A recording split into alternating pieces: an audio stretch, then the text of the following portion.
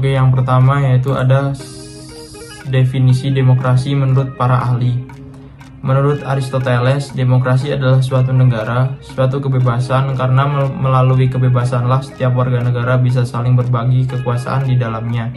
Sedangkan menurut Bung Hatta, yaitu demokrasi sebagai sebuah pergeseran dan penggantian kedaulatan raja menjadi kedaulatan rakyat.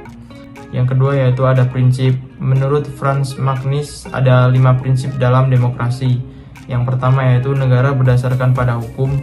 Yang kedua, pemerintah berada di bawah kendali masyarakat secara nyata. Yang ketiga, pemilihan umum diselenggarakan secara bebas dan adil.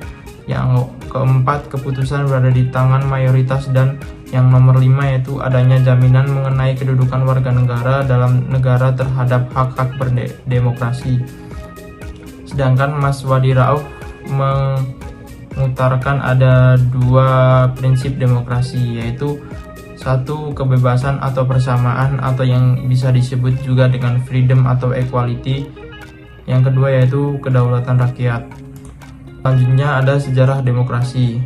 Demokrasi terpemimpin di bawah Soekarno yaitu tahun 59 sampai tahun 66 adalah sistem yang sentralitis dan otoriter dengan kekuasaan presiden yang dominan dan pembatasan partai politik.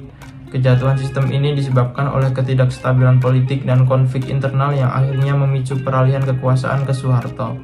Setelah jatuhnya Orde Baru pada tahun 1998, Indonesia mengalami transisi demokrasi dengan reformasi politik termasuk pemilu langsung dan amandemen konstitusi.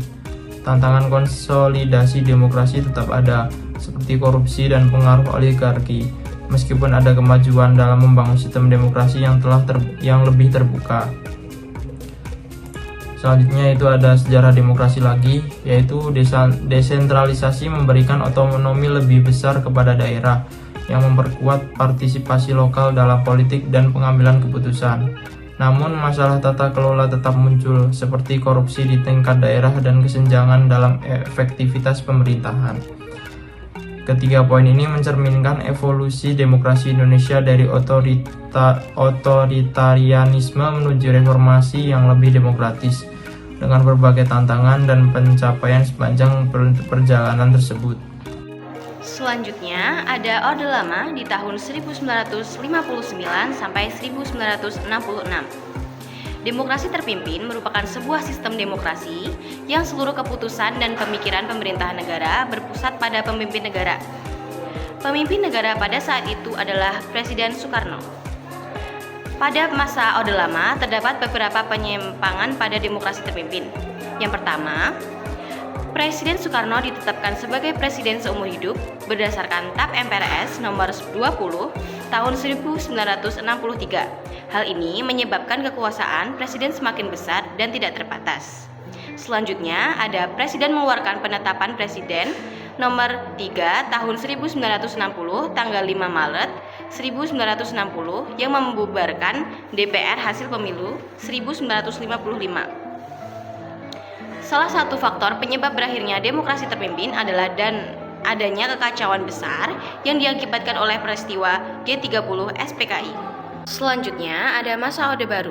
Orde Baru berlangsung pada 1966 sampai 1998. Masa Orde Baru merupakan sebuah istilah yang digunakan untuk memisahkan antara kekuasaan masa Soekarno dengan masa Soeharto, sebagai masa yang menandai sebuah masa baru setelah pemberontakan PKI tahun 1965. Orde Baru lahir sebagai upaya untuk, yang pertama, untuk mengoreksi total penyimpangan yang dilakukan pada masa Orde Lama. Selanjutnya, untuk penataan kembali seluruh aspek kehidupan rakyat, bangsa, dan negara Indonesia. Yang ketiga, untuk melaksanakan Pancasila dan UUD 1945 secara murni dan konsekuen. Dan yang terakhir, untuk menyusun kembali kekuatan bangsa untuk menumbuhkan stabilitas nasional guna mempercepat proses pembangunan bangsa. Namun, terdapat beberapa penyimpangan yang terjadi pada masa Orde Baru. Yang pertama, terjadi praktik korupsi, kolusi, dan nepotisme atau yang biasa disebut KKN. Yang kedua, pemerintahan pada masa Orde Baru yang diktator. Yang ketiga, ketidakbebasan untuk berpendapat. Yang keempat, Anggota DPR dan MPR dipilih berdasarkan hubungan kekerabatan. Yang kelima, hutang luar negeri yang banyak serta jatuhnya nilai tukar rupiah. Hal-hal tersebutlah yang membuat mundurnya Soeharto sebagai Presiden Indonesia dan berakhir pula Orde Baru di Indonesia. Yang selanjutnya ada masa reformasi pada tahun 1998 sampai sekarang. Konsep reformasi adalah perubahan drastis untuk perbaikan. Masa reformasi di Indonesia terjadi pada Mei 1998. Penyebab peristiwa era reformasi adalah krisis ekonomi dan menurunnya kepercayaan masyarakat terhadap pemerintahan Presiden Soeharto. Tujuan reformasi adalah terciptanya kehidupan dalam bidang politik, ekonomi, hukum, dan sosial yang lebih baik daripada masa sebelumnya. Inti reformasi politik adalah demokratisasi, mengembalikan dan melaksanakan kedaulatan rakyat. Reformasi ekonomi meliputi penurunan harga, stabilitas rupiah, terus strukturisasi perbankan, penghapusan monopoli dan praktik korupsi, kolusi, dan nepotisme atau KKN. Reformasi dalam bidang hukum, supremasi hukum harus ditegakkan karena semua warga negara berhak berkedudukan sama di dalam hukum dan pemerintahan. Dalam masa reformasi terdapat beberapa agenda reformasi. Yang pertama, ada Adili Soeharto dan kroni-kroninya. Yang kedua, amandemen UUD 1945. Yang ketiga, penghapusan dwi fungsi ABRI. Yang keempat, penegakan supremasi hukum. Dan yang kelima adalah pemberantasan KKN. Poin selanjutnya itu tantangan demokrasi. Dalam menerapkan sistem demokrasi Indonesia, tentunya tidak bisa lepas dari berbagai macam tantangan yang harus dihadapi oleh rakyat Indonesia. Tantangan yang pertama yaitu korupsi. Korupsi masih menjadi tantangan terbesar dalam politik Indonesia. Korupsi merusak kepercayaan masyarakat Indonesia terhadap pemerintah dan dapat menghambat pembangunan berkelanjutan. Hal tersebut dapat mengurangi partisipasi politik dan dukungan terhadap demokrasi. Lalu yang kedua yaitu ketidaksetaraan sosial dan ekonomi. Meskipun terjadi kemajuan ekonomi yang signifikan, ternyata masih saja terjadi ketimpangan pendapatan antara kelompok-kelompok sosial dan wilayah. Misalnya, pulau besar seperti Jawa dan Sumatera cenderung lebih maju perekonomiannya dibandingkan pulau terpencil. Ketimpangan tersebut dapat menghambat demokrasi Indonesia. Tantangan selanjutnya itu politik identitas. Politik identitas sering digunakan untuk memecah masyarakat Indonesia dan mendapatkan dukungan politik. Ini tentunya dapat mengganggu stabilitas dan persatuan nasional.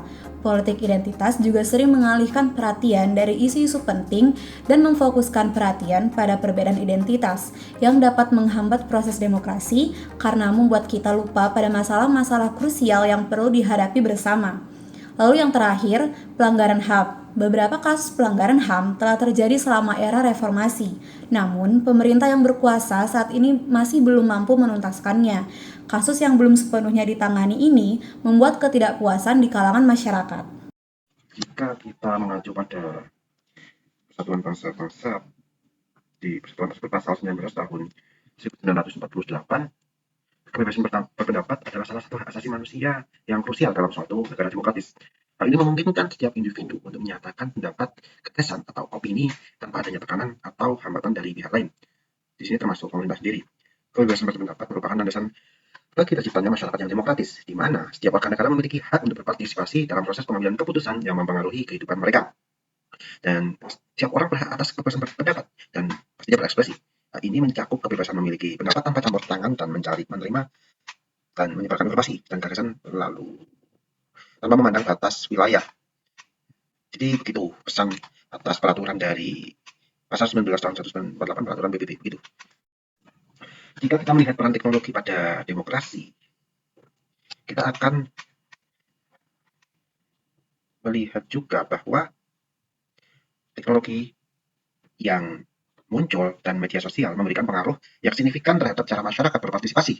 Pastinya dalam demokrasi itu sendiri. Jadi kemajuan teknologi informasi itu dapat membantu dengan lebih mudahnya akses informasi, lalu transparansi dan akuntabilitas dari pemerintah, dan mobilisasi dan organisasi politik itu juga akan lebih mudah. Dengan mudahnya akses tersebut, pastinya akan mendorong partisipasi bagi generasi muda untuk ikut dalam demokrasi begitu.